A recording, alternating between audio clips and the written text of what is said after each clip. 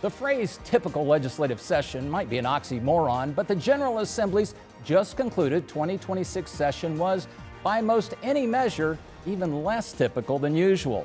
That's thanks in large part to an unprecedented mid-decade redistricting battle that upended the session calendar, thrust the State House into a national spotlight, and created bitter divides within the Republican supermajorities in the House and Senate.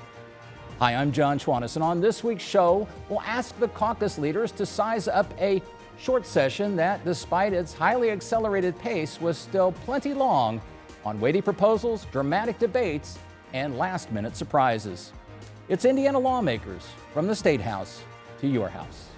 Indiana Lawmakers is produced by WFYI in association with Indiana Public Broadcasting Stations, with additional support provided by Par Ritchie. I am pleased to welcome back House Speaker Todd Huston, a Fishers Republican, House Minority Leader Phil GiaQuinta, a Fort Wayne Democrat, Senate President Pro Tem Rodric Bray, a Martinsville Republican, and Senate Minority Leader Shelli Yoder, a Bloomington Democrat. I feel like you were only here a short time ago at the beginning of the session, but as I recall that day, 3 of you were getting in cars to go to the Peach Bowl to cheer for IU, back when we weren't even national champions. It's like it's a lifetime ago how much has happened. All right, I'm a sucker for sports metaphors. So you had me the other night with your post-session analysis, Phil GiaQuinta. You said a few singles, you're using a baseball analogy. I just went from football to baseball, stay with me, but a whole lot of strikeouts. Elaborate on that. Well, when I think back of, and I've been, ever since we left, I've been still out there talking to voters, believe it or not, and the number one thing that on their mind is the utility costs and frankly the affordability issue, cost of living. And when I talk about singles versus home runs, House Bill 1002 had some good things in there, no doubt, but in my mind didn't really go far enough to address what I think is a number one issue out there for our constituents, which is utility costs right now. House Democrats proposed, I think, around a dozen amendments, none of them that were accepted, that I do believe would have gone right to the heart of either capping rates, getting rid of the 7% sales tax. We talked about that earlier, the same one that the data centers get to enjoy. So there's a lot of things that I think we could have done. A couple good things in that House Bill 1002. I supported it and voted for it, but I do think we could have done a lot more. He teed it up for you. Yeah, There's now going to golf, teeing up. But so 1002, sure, it does have protections, no shutoffs during particular seasons, cold weather seasons for needy individuals who are on limited incomes, and the new structure, benchmarks for setting rates. Some people say it's going to help those most in need, but not necessarily perhaps the average voter that's been filling his inbox or talking to him about his concerns. I mean, should Hoosiers celebrate the passage of 1002? Sure, and I think we've all heard from folks who are concerned about the utility bills, and I think what House Bill 1002 does is it provides performance-based rate making sure that we are getting the value for the reducing costs and then getting the types of services that we need. And I think it's a very important piece of legislation. I think it's one that ratepayers are going to see the benefits of from now and in the next few years. And so we were excited to get it passed, bipartisan support. I think it's an important piece of legislation. And Shelli Yoder, you didn't use a baseball metaphor, but you did say, your quote is saying it didn't go far enough. You would have done more. 1002, I think what we saw is this bill, while it does provide some protections during our hottest months out of the year, it doesn't provide protections for the hottest days. We would rather see it leaning more towards talking about temperatures to protect Hoosiers versus just days of the year. But also, I think what we need to look at with 1002 was it does provide just a minuscule affordability relief for Hoosiers, but a much more hefty relief for utilities in terms of predictability of performance rate making. And I think you can see that, when you have Wall Street responding as soon as we passed 1002 with Blackstone purchasing AES. $33 billion. That's right. Those two things I don't think that is in the best interest of Hoosiers, and 1002 was more of a signal of looking at ways that utility companies can predict what their income is going to be less Rodric, protections for Hoosiers. On so many bills this session, both of you, all of you were saying, we got a first bite. This was a first step. This is an issue, and I could go down a long list. Yeah. We're going to come back. We're going to address this again, but we're taking a first stab at it. Is this one of those bills? I know the IURC under new leadership, one of your former caucus colleagues, sure, who's now in charge, they're having hearings, sort of a shot across the bow as I view it, to say, how do you set these rates? And I want more transparency. So clearly, headlines will be written, stories will be aired. This isn't going anywhere. Is this just the start, or is this solving the problem? No, I think this is, I'm not sure this is a start. We've been working on utility costs for a long time. This has been something that's really important to Hoosiers. I think the appointment of Andy Zay as chair of the IURC is a good move. He's going to work in a very strong way to try and put downward pressure on those rates and be pretty analytical about the requests. With regard to 1002, the only thing I'll say is, it changes the way that utilities can decide on their rates that we've been doing for more than a century. And it puts two things that are extremely important to Hoosiers top of mind: affordability and reliability. And the utilities have to get those two pieces right for them to get the full ROI on their investments. And so it's putting pressure where it needs to be put. I'm optimistic that that's going to have a positive impact for Hoosiers across the state. We also point to, just in the last couple of weeks, we've had a utility, Indiana-Michigan utility, petition for a rate decrease, which is a fantastic story. You can't say it's necessarily a result of this piece of legislation, but it probably was very relevant to it, plus the things we've done over the last few years. So we're seeing a really positive move in the right direction. When we talked about 1002, let's go back, dial back to 1001, sure, the priority bill, which also was about affordability in terms of housing, right, creating more of it, in part by basically limiting what local government can do in terms of permitting, in terms of zoning. And I know now there are a lot of opt-out provisions. Can Hoosiers celebrate that? Is home ownership closer on their horizons than it was before the session? Look, and we should also be concerned that last year the average first-time home buyer in America was 40 years old. We are short tens of thousands of homes in Indiana for the population that we have. And we have to address it. 1001, deals with trying to remove about 20 to 40% of a home cost increase is because of local regulations. We've tried to streamline that. We also looked at what the state could do to streamline regulations. So important, and I think an issue that we all have deep concerns about, particularly as we try and we continue to grow population in our state and make sure that young people have the American dream that we've all experienced. A lot of mayors, including a guy your mayor, sure, in Fishers, very vociferous in opposition to elements of this bill. Again, feeling that they were hamstrung, local, county government, in some of these measures. Again, opt-out. What do you tell him now? Well, look, I think at the end of the day, bills, I always say, don't judge us where we start, judge us where we end, look at the final bill. But look, at the end of the day, there should be tension in the system between state and local government, and we're trying to both they're our partners, and we're trying to get to the best solution, and we worked our way through it. I've had terrific conversations with local government leaders. But look, we're also putting responsibility on them. Like this housing issue, they've got to help us find more affordable housing. Their planning and zoning processes determine that to a large degree. And what we're trying to say is, look, this is a very, very important issue to Hoosiers, extraordinarily important issue to young people. And how do we make sure that we can keep more young people here in Indiana with finding affordable homes and starting to build their American dream? Phil GiaQuinta, a lot of the members of your caucus, while concerned about these local control issues, ended up voting for the bill. Is that the right move for the state?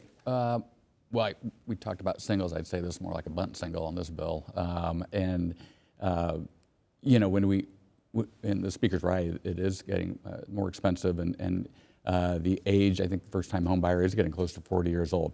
We had a bill that was filed that would provide low-interest loans to young folks that are looking to purchase their first home. So, it got what left the House and went to the Senate. They did their thing, they kind of chopped it up a little bit, and it came back. I didn't really think, frankly, it probably went far enough. I think we could have done a little bit more. I do respect what local governments are trying to do, but I also think there could have been more to help young folks that are trying to buy their first home. There are a lot of opt-out provisions now for people like Fishers and Carmel and other Westfield, other communities that cried foul. You know, this isn't fair. Yeah, well, there are, in fact, some of those opt-out provisions were taken out of the bill altogether, frankly. And so, but you still have some things that are important there, like a limitation of impact fees. The real value is the conversation that we've had on this issue. As the speaker said, you know, local government and their planning and zoning have a lot to do with the supply of housing. They have a lot to do with the cost of housing. I've heard it said that the local regulation is as much as 20 to 25% of the cost of a home, and that obviously impacts the supply. And so they need to understand that tension between the state and the local government is something that's always there, and we just need to continue the conversation so they understand that they're part of the issue here. And so I think it was a productive conversation and a bill that did move us forward. And Shelli Yoder, you want to weigh in on housing? I do. Senate Dems came into this conversation, into the session, laser focused on housing affordability. And House Bill 1001, here's where it fell flat. 3 things that we need when it comes to housing affordability. 1, we need a first buyer plan to help people actually buy those homes. 1001 has no such thing. 2, we actually need to see a plan for startup homes. There's nothing in 1001 that provides that. And number 3, we need to make sure. You're talking about architectural renderings? Or just a plan, anything. You're talking about to help facilitate the process. Startup homes. And 3, we need to guarantee and at least have some measure of certainty that any kind of savings are passed on to the purchaser. In this bill, not existing. So while we were focused on affordability, 1001 is, if we want to talk about bite at the apple, I mean, Hoosiers have been hungry for a long time, and we just nibbled around the corners, and 1001 is a reflection of that. I think the interesting thing, to Shelli's point, though, is, I mean, we can talk about Bloomington, for an example, of a place in which, you know, there's been no housing growth. There's been, you know, like we have a wonderful community, a place that I think most of us, I mean, I think many of us went to school there. You know, local communities have got to step up. I mean, you know, there's vibrancy in young people. There's vibrancy in creating the opportunity to have, the community I grew up in, Fishers, was, you know, largely built upon, you know, young people and they're starting their first homes. You know, where are those communities in our state? Who's going to step up to fill that void? And that's what, as Senator Bray noted, that you know, this created the conversation. I think people are shocked to hear the first-time home buyer in America was 40 years old. And you know, we need more housing stock, and I think the conversation around this has been incredibly important. If I could weigh in just, if I could Yeah, weigh in just real then quick. we'll get you. I mean, he just badmouthed my community. No, I know, we're gonna. But so what we've been, what Senator Yoder is saying, I guess does make sense on a certain level. But you know, we've been working on housing for a while. Frankly, bills coming out of the House, 1005 over a couple of years, where they try and provide money for infrastructure to make the housing cheaper, which I think is a smart move. But outside of that, we have to be really careful of adding more government to make housing less expensive, because all we ultimately do at the end of the day is make it more complicated and thus make it more expensive and then choke off the supply. So I think what 1001 is trying to do, and this conversation I think is going in a good direction, is let's be aware that the regulations that we impose, some of them are really important, like storm drainage and things of that nature, are really important that we get right. But every piece of regulation that goes into a requirement to build a house makes it more expensive. And we just have to be aware of that, and that's where the conversation needs to be happening. We've got so much to cover besides housing, but you have to defend God's country. I do. I just want to say, I love Bloomington. So. I love Bloomington too. There's a lot of construction down there. I just can't afford any of it. That's the problem. And Bloomington is, you know, part of a larger ecosystem when it comes to housing, and we are a bit landlocked. We are trying to find ways, and I really appreciate the work that our mayor is doing to make that possible. You know, partnering with other communities, looking at what South Bend is doing, and finding a way forward when it comes to housing right in Bloomington. But you know, what we've been able to do in terms of increasing student housing has been extraordinary in the last couple of decades, and we're definitely moving in the right direction. But 1001 sort of fell flat for the state. All right. Well, still on affordability before we get on to the other umpteen things on my list. The budget was not open. You guys were adamant you were not going to open the budget. That's not a budget session. And yet, there was a lot of concern about child care costs. And in fact, there was flexibility rendered, which allows the tapping of funds for vouchers for child care. Major move on your part, as far as you're concerned? Well, again, I mean, let's hope they Another do bump something. single? Well, I mean, let's hope they tap into those funds. I mean, we could have gone big time and eliminate the wait list. Which is what you had advocated. You wanted to. There's child care centers are closing all over the state. I keep hearing how we've been working on these things for 10 and 20 years, and so we're on a lot of these issues, and we're at the point now where on so many of them that I frankly think we're almost frankly at a crisis situation with the cost of living, and that includes child care. And these are, it's just not Democrats talking about this. It's the Chamber of Commerce, it's business folks that are saying, you've got to do something about affordability when it comes to child care, because it is a huge impact to jobs and businesses and folks think that they're trying to do. Going from, I think the one bill that had to take us from 100 employees up to 500 that would be eligible. I just think that, look, while it was a short session, grant you, we could have been more aggressive when it comes to these things that are really impacting Hoosiers. And that was about spurring employers and incentivizing them to do it. Is this one of those where this is the first step, or not the first step, but it is a step? You've already dealt with regulation. You've already dealt with certain types of things. But this is not a done issue yet either. It's not a done issue at all. I mean, it really is an issue that I think we're all hearing a lot about. It's a pain point for Hoosiers. But again, we have to be careful. I've said many times that I don't think anyone wants the state to be in the child care business. And if the explanation or the solution is let's have more state money to go to child care services so that it's cheaper for people, that is the wrong direction to move. Again, what we've done over the last number of years is add safety and quality to it, which are very laudable goals. But the result in doing that is more government, and it makes it more expensive, and it chokes off the supply. So we have to make sure that we right-size that, which we've been working on over the last few years. Senator Charbonneau in particular has been working pretty hard in that space.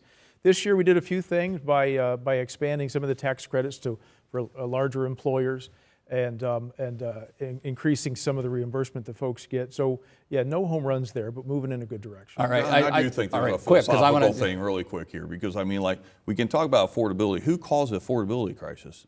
Government.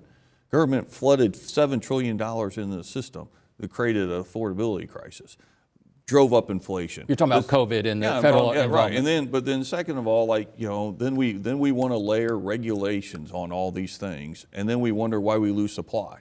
And so, I mean, I just think there's a philosophical difference. It feels like we're trying to solve a government-created problem with government solutions. I think what we'd much rather do is figure out how you deregulate the marketplace, let there be more child care centers and more child care available, and that will drive down costs far greater than any government program will drive down costs. John, I just want to add one thing. We would never say we don't think the state should be involved in building bridges and building roads.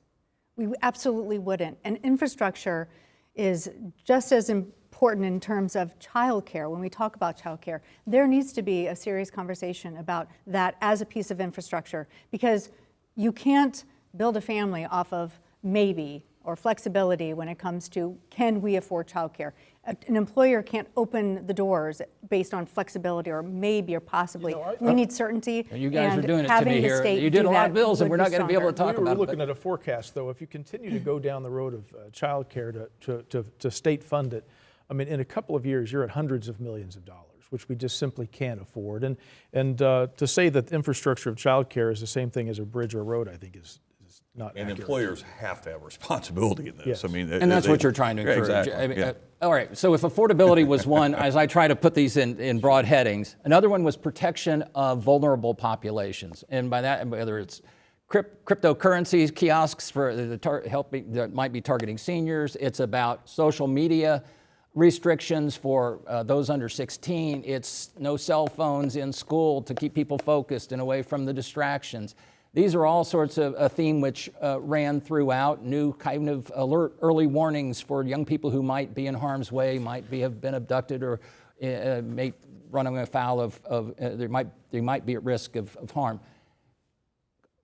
Again, singles on that, or was there some real serious effort on that front? Probably as we're coming to the end of the show, maybe I think this is probably some things that we're all going to agree upon, which is good. And Fort Wayne Community Schools passed public safety referendum a year or two ago, and they've been seeing great results when it comes to cell phone bans, things like that. So this is becoming a big distraction in our schools. I was really happy to see that we took some steps forward with regards to cell phone usage, things like that. So.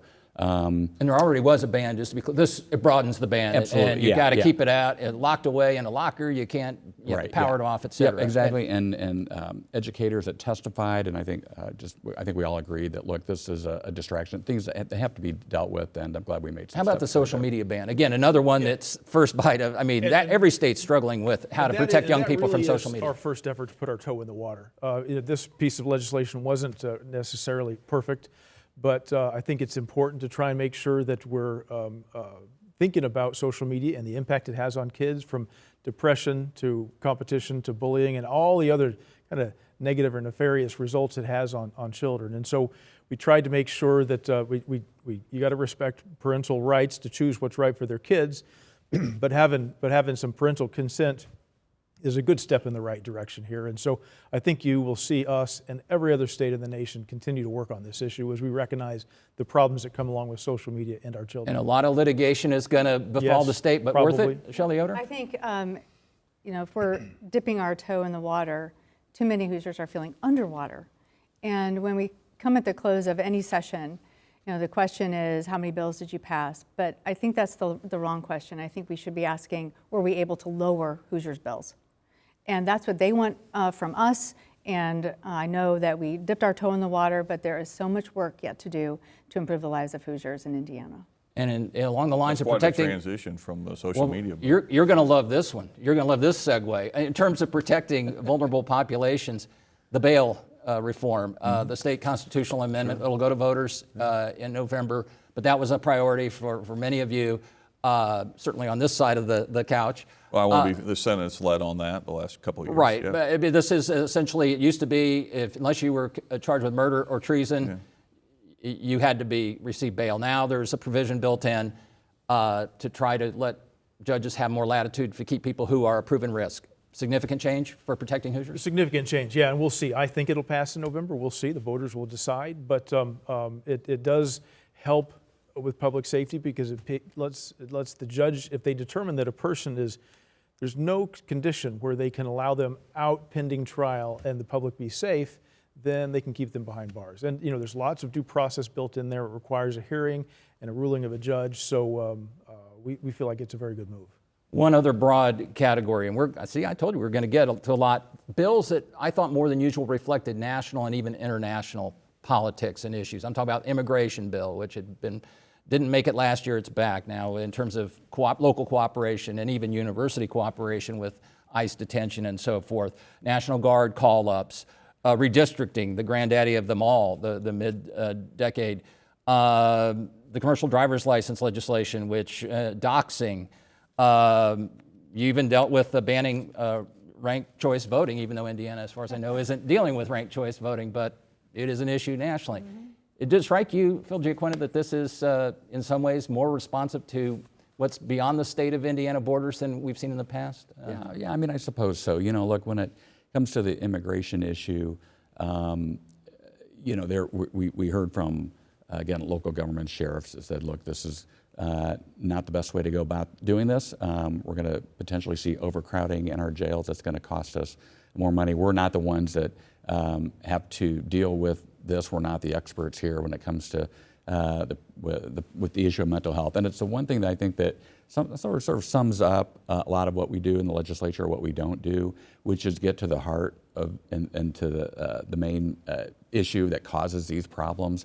And frankly, with it's mental health, and we don't do enough to help to help in the mental health space, which I think would really go a long way with solving homeless issue. But it's just not that issue. It's so many other issues that we deal with. We pass these bills that we can go home and say we did something when in fact we really don't get to the root causes of the problem. And Shelli Yoder, you said you don't want to see universities in the game of policing these issues. Is that a fair it goes beyond assessment? Policing. I mean, what Senate Bill 76 does, there just has to be unintentional uncooperation with federal immigration enforcement. And at university level, the state attorney general has new powers to that's right, investigate to be able and levy to do that. the penalties. And in a space where as a state, we've always supported that our colleges and universities are spaces of opportunities. And when you have employers from around the world coming to engineering schools to recruit the best and the brightest from Purdue, or the best and the brightest from the Kelley School of Business at IU, and there is this chilling effect of what Senate Bill 76 is going to do, that's only going to impede opportunity. But we're also doing that with K through 12 and our pre-K centers if they're affiliated with a school. Our teachers, our school nurses, our school librarians are not people who should be invoking fear in students, but rather creating spaces where everyone can feel that that is an environment of learning. And it's not going to do anything to address our attendance issues, which we talked about last year, and this year we're throwing up a huge hurdle when it comes to Senate Bill 76. Todd Huston, on the issues more broadly of sort of the national response on so many of these guard call-ups, redistricting, et cetera, time well spent?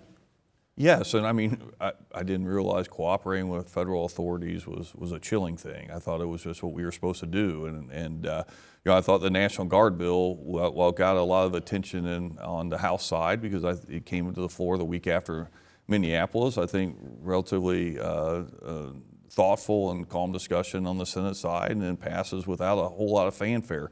You know, look, the national issues are always going to show up in the State House. In one way or the other, whether the bill actually deals with it or not.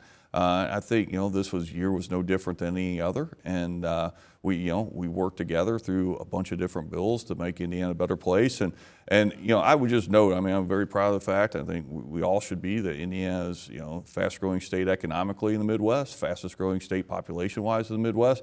Whatever we're doing seems to be working. People are voting with their feet and they're making their investments here. Senator, this may be the last word. I mean, we talk about national politics affecting local, the redistricting debate certainly created a lot of unusual aspects of this session. 2 weeks in December meant everybody had to move up by 2 weeks. Whether or not the sort of frenetic pace was good or bad is left for another day. But long-term effects of the division within your own caucus and ultimately the defeat of the bill that Donald Trump and the governor wanted. Well, so first of all, redistricting, it moved us up into 2 weeks in December, but it really didn't shorten the session. It was still that number of weeks, and we had committees, both the House and the Senate had committees that heard and did business those 2 weeks. So we didn't really lose any time there. It just shifted a little bit. But as far as lasting, and down to about 20 seconds. So I don't know that there is. I mean, there's lots of issues in the State House. We deal with all of them. People have disagreements all the time, and then elections have consequences. So there'll be a May primary, and then we'll sort that out in November as well. But I don't know that I'm smart enough to tell you what that impact might be. All right, we got to leave it there. You wore me out. I'm going to be huffing and puffing. Hit the showers. Again, my guests have been House Speaker Todd Huston of Fishers, House Minority Leader Phil GiaQuinta of Fort Wayne, Senate President Pro Tem Rodric Bray of Martinsville, and Senate Minority Leader Shelli Yoder of Bloomington. Still not sure what to make of this year's legislative session? Don't worry. On the next Indiana Lawmakers, we'll hear from some of the state's most respected reporters and commentators. Well, that's it for this week. I'm John Schwannis, and on behalf of everyone involved in the program, WFYI Public Media and Indiana's other public broadcasting stations, I thank you for joining us, and I invite you to visit WFYI.org for more State House news. Until next week, take care. Indiana Lawmakers is produced by WFYI in association with Indiana Public Broadcasting Stations, with additional support provided by Par Ritchie.